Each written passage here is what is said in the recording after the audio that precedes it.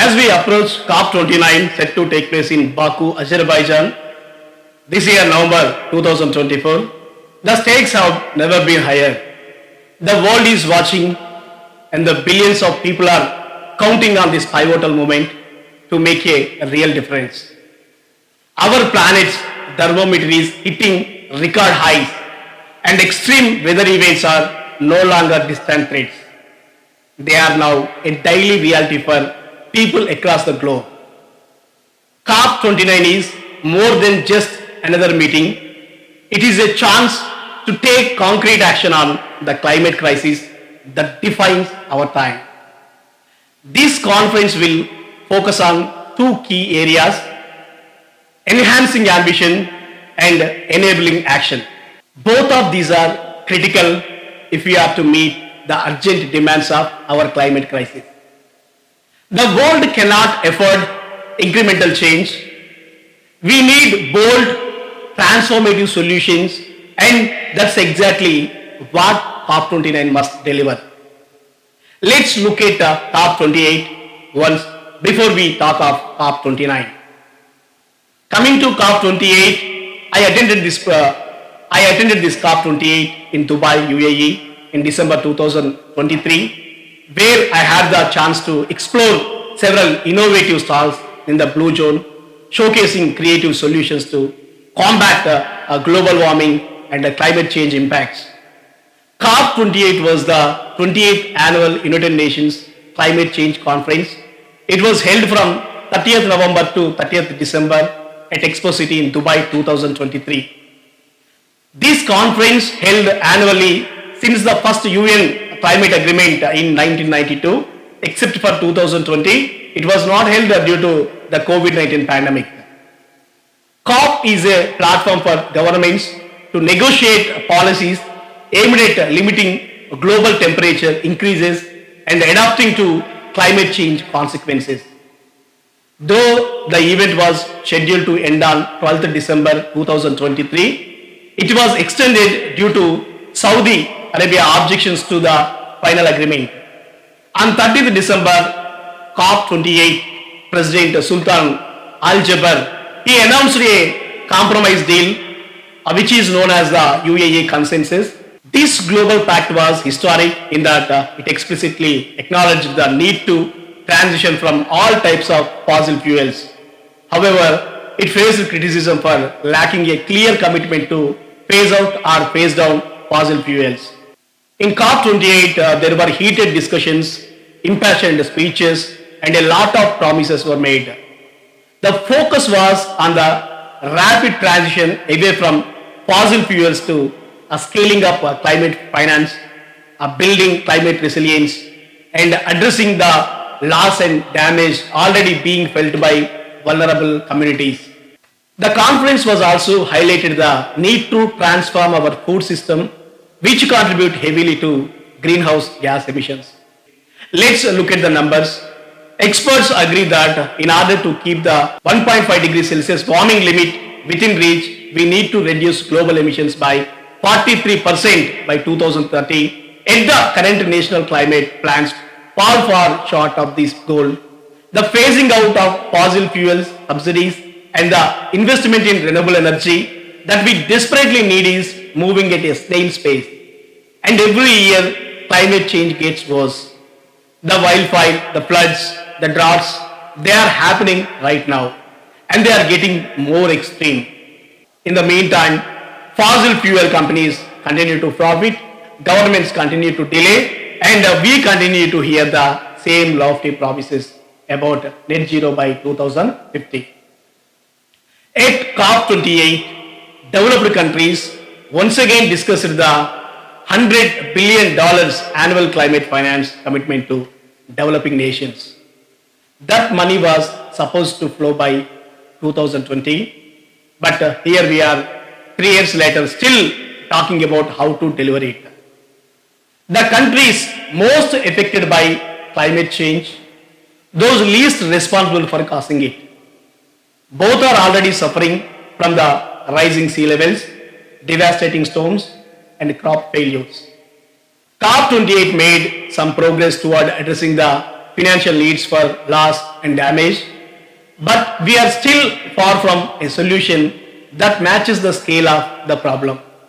Food systems were another major focus this time around, and rightly so. Agriculture contributes a significant share of global emissions, yet we have only scratched the surface when it comes to sustainable food production. We need to transform how we grow food, how we consume it, and how much we waste. But again, real change requires more than just thought. We need action. We need action and we need it fast. We can't wait until 2025 for countries to revise their targets when the science is telling us we are already running out of time. We need a breakthrough.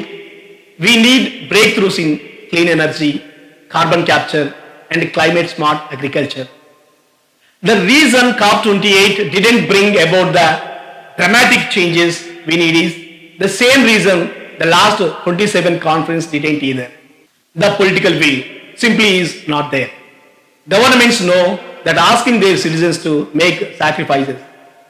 China and India, two of the world's largest emitters, they don't have to seriously cut emissions until 2030. So who is left to make the hard choices?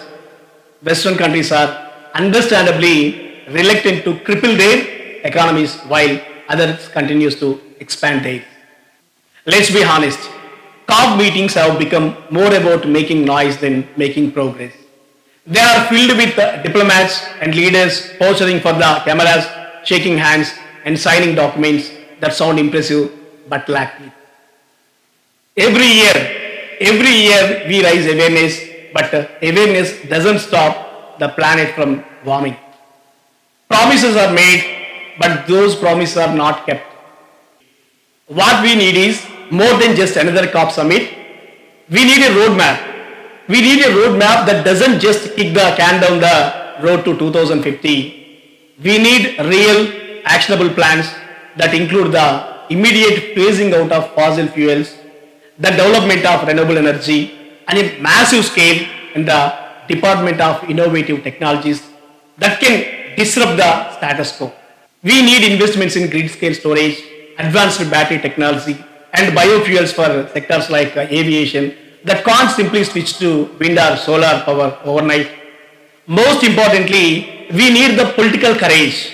We need the political courage to make tough decisions, to tell people the truth about the sacrifices that will be necessary, and to stop pretending that we can wait another decade to take serious action. The future of our planet and the future of our children depends on it. So, when we reflect on COP28, the real question is not what was discussed or what was promised. The real question is, will anything change? So the answers are with COP29. COP29's one of the central issue on the table is climate finance. It's no secret that solving the climate crisis will require trillions of dollars. The new target that will be adopted in Baku must be far more ambitious, reflecting the evolving needs of countries struggling to deal with the impacts of climate change while also trying to grow their economies sustainably. COP29 will also serve as a critical platform for countries to present updated nationally determined contributions under the Paris Agreement. These plans due by early 2025, they are our roadmap to limiting global warming to 1.5 degrees centigrade. The problem is the current plans are falling short. We need to see far stronger commitments from every nation, especially those most responsible for emissions.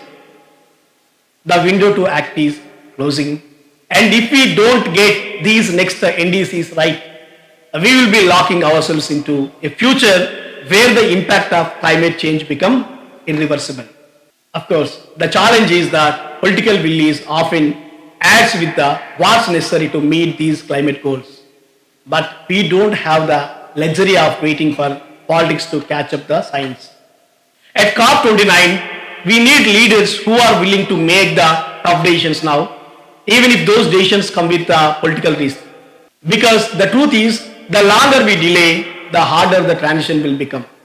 Another critical issue at COP29 will be the focus on carbon markets, particularly the potential of Article 6 of the Paris Agreement to establish a robust global carbon market.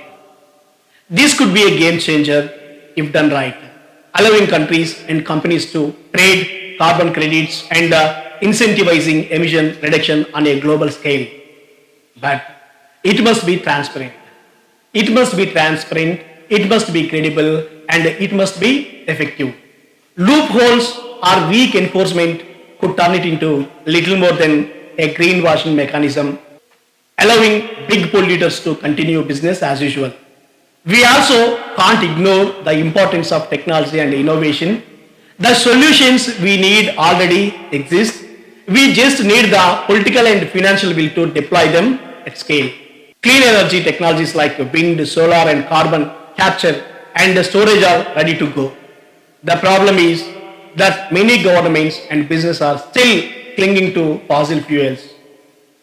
COP29 must be the moment where we finally start shifting those trillions of dollars away from fossil fuel subsidies and into the technologies of the future.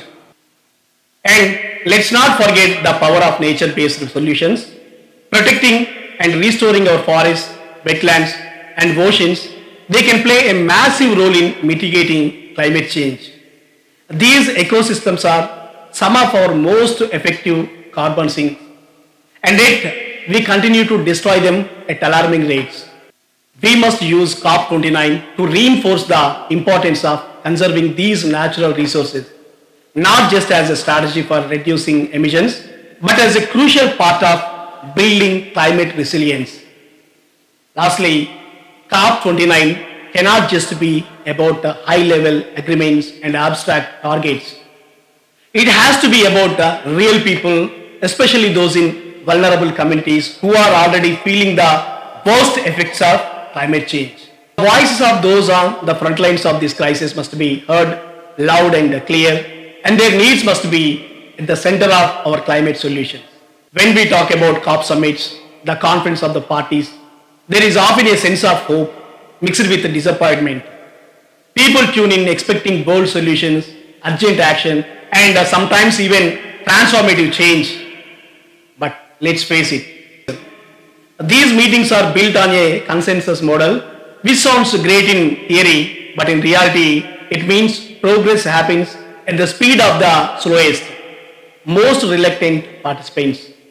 You can feel the frustration from campaigners who come in with sky-high expectations. And global warming is not the only issue.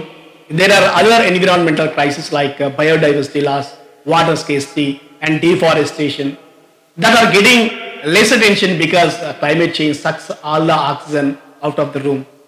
These problems are not going away even as we struggle to make progress on reducing carbon emission. It set goals, sure, but it required no real sacrifice, had no enforcement mechanism, and offered no penalties for failure. James Hansen, one of the world's most respected climate scientists, he called the agreement worthless words. It was hope without a plan, and hope alone is not enough to fix the climate crisis. There is a lot of posturing, a lot of promises, but very little action. Climate alarmists see these summits as pointless, while climate skeptics view them as unnecessary. The truth is, COP summits have largely become exercises in raising awareness, but awareness does not cut emissions. Promises don't lower global temperatures. The conference of the parties, COP, has always been a significant platform for global leaders to come together and address the pressing issue of climate change. Yet, over the years, its success and failures have sparked many debates. When we look back at COP's journey since its first meeting in 1995 in Berlin, it's clear that the world has made some strides, but we have also faced some setbacks that show how complex and urgent climate action really is. COP has also driven significant progress in global awareness and technological innovation.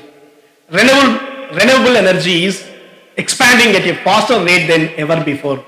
Solar and wind power are now cheaper than fossil fuels in many parts of the world. And then there is a role of mindset. We often look to leaders and institutions to fix these global problems, but the truth is, a real change also begins with us. Our consumption habits, our advocacy, and our willingness to hold governments accountable. It's time. It's time we stop seeing COP as just a conference for politicians and diplomats. It's a mirror. It's a mirror reflecting our collective action or inaction. So as we look ahead to Baku, Azerbaijan, COP29, let's be clear about one thing. The time for half measures is over. The science is telling us that we have a narrow window to prevent catastrophic warming. COP29 is our chance to seize that window and take the bold action that is so desperately needed. We need to walk away from this conference with more than just promises. We need real commitments. We need real commitments from this COP29, real money and real change. Anything less will be a failure, not just for the leaders attending COP29, but for all of our humanity. The world is counting on us. Thank you.